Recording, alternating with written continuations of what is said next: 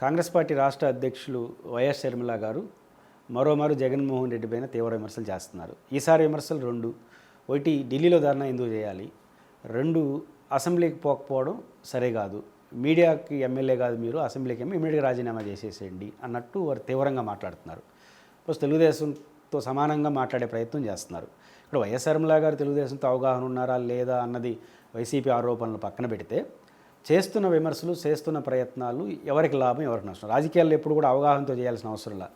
చేసిన పని వల్ల ఎవరికి లాభం, ఎవరికి నష్టం అనే దాన్ని ప్రామాణికంగానే వాళ్ళకి ముద్రలు పడతాయి. ఇప్పుడు షర్మిల గారు చేస్తున్నటువంటి ఇట్లాంటి విపరీతమైన విమర్శలు కాంగ్రెస్కి కానీ ఆమెకు కానీ ఏమైనా ప్రయోజనం ఉందా అనేది ఆ పార్టీ ఆలోచించాలి, ఆమె కూడా ఆలోచించాలి. శర్మిల గారి వ్యవహార శైలి అంతా కూడా ఆమెకున్న వ్యక్తిగత కోపతాపాలని రాజకీయ అజెండాలో చేర్చేస్తున్నారు. చివరికి ఆమెకే కాదు, చివరికి ఆమె ప్లాట్ఫామ్ కలిసిన కాంగ్రెస్ పార్టీకి కూడా ఇది మంచిది కాదు. రెండు, వినుకొండ ఘటనకు సంబంధించి ఢిల్లీలో ధర్నా ఎందుకు చేస్తాడు, మీరెవరు అడగడానికి? వినుకొండ ఘటనకు సంబంధించి ఢిల్లీలో ధర్నా చేసే రైట్ ఆయనకు ఉంది. వినుకొండ ఘటన పైన కానీ ఇతర దాడుల పైన కానీ, లేకపోతే రాజశేఖర రెడ్డి గారి విగ్రహాలు ధ్వంసం చేయడానికి అన్నిటికీ ఏవైతే ఉన్నాయో ఇవన్నీ జగన్మోహన్ రెడ్డి గారు చేస్తున్న ఆరోపణలన్నీ కరెక్ట్ అనే తప్పు అనేది కాలం నిర్ణయిస్తుంది, ప్రజలు నిర్ణయించుకుంటారు. కానీ మీరెవరు నిర్ణయించడానికి?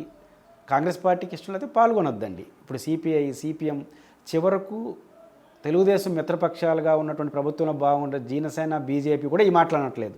మీరెందుకు తొందరపడుతున్నారు? రెండోది, అక్కడ జరిగిందా లేదా మీరెవరు నిర్ధారించడానికి?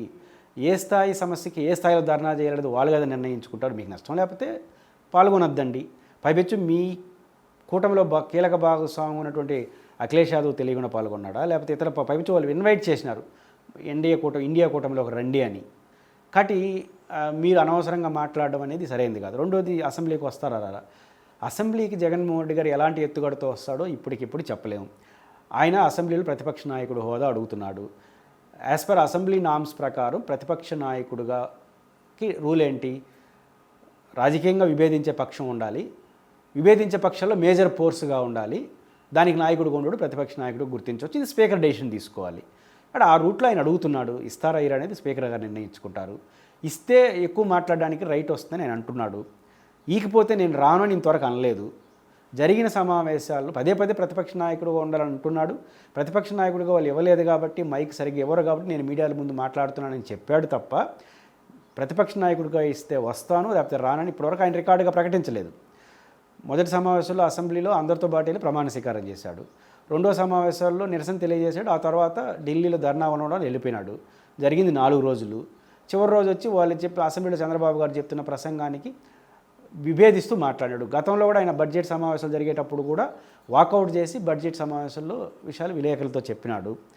ఇదే నా పరిష్కారం, మీడియాతో మాట్లాడుతున్నప్పుడు అసెంబ్లీలో ఎట్లా అవకాశాలు వస్తాయో రావో తెలియదు, కానీ వచ్చినా రాకపోయినా మీ ముందు కూర్చొని మాట్లాడతాను అన్నాడు.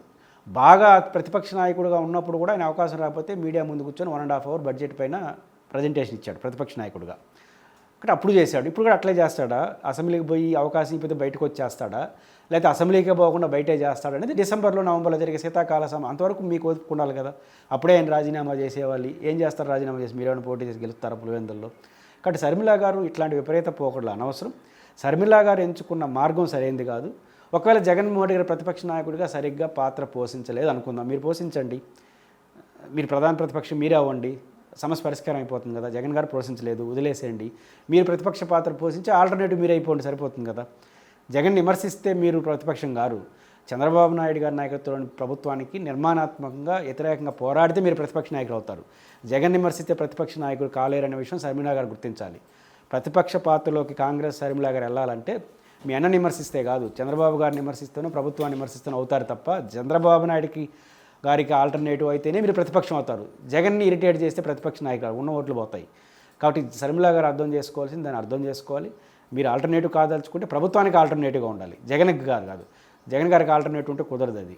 కాబట్టి షర్మిల గారు ఈ వైఖరి మార్చుకోకపోతే భవిష్యత్తులో షర్మిల గారికే కాదు, ఆ ప్లాట్ఫామ్ వచ్చిన కాంగ్రెస్ పార్టీకి కూడా నష్టం వస్తుందన్న విషయాన్ని షర్మిల గారు త్వరగా గుర్తిస్తే అది మంచిది.